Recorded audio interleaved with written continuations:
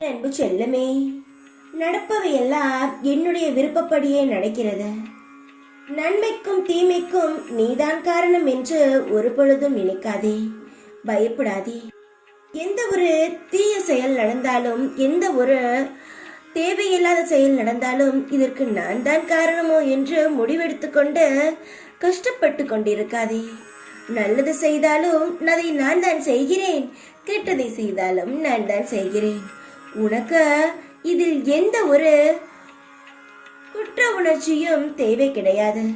தேவையில்லாமல் உன்னை மனதை காயப்படுத்திக் கொள்ளாதே.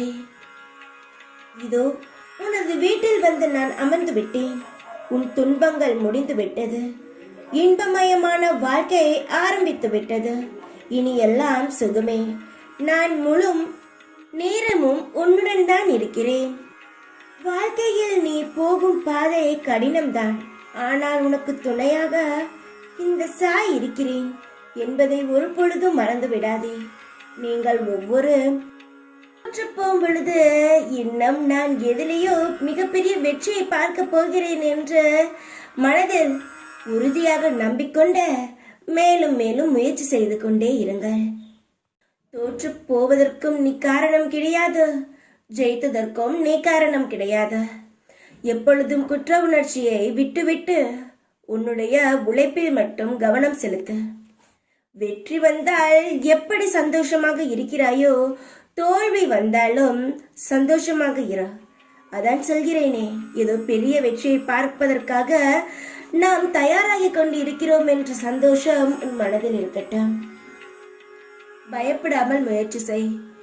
எல்லாம் உன்வசம்தான் வருமே தவிர உன்னை எப்பொழுதும் கண்ணீர் சிந்த நான் விட மாட்டேன்.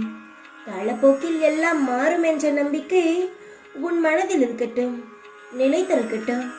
உன்னிடம் இருந்த போன வெற்றிகள் எல்லாம் திரும்பவும் உன்னிடம் வந்து சேரட்டும்.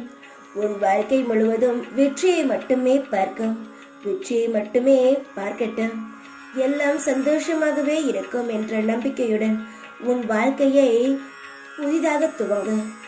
எல்லா கவலையையும் இந்த நிமிடத்திலிருந்து தூக்கி எறிந்துவிட்டு இந்த நிமிடத்திலிருந்து புதுமையான வாழ்க்கையை வாழலாம் என்ற மனதை தெளிவுபடுத்திவிட்டு புதிதான ஒரு வாழ்க்கையை துவங்கி சந்தோஷமான வெற்றியை பார்.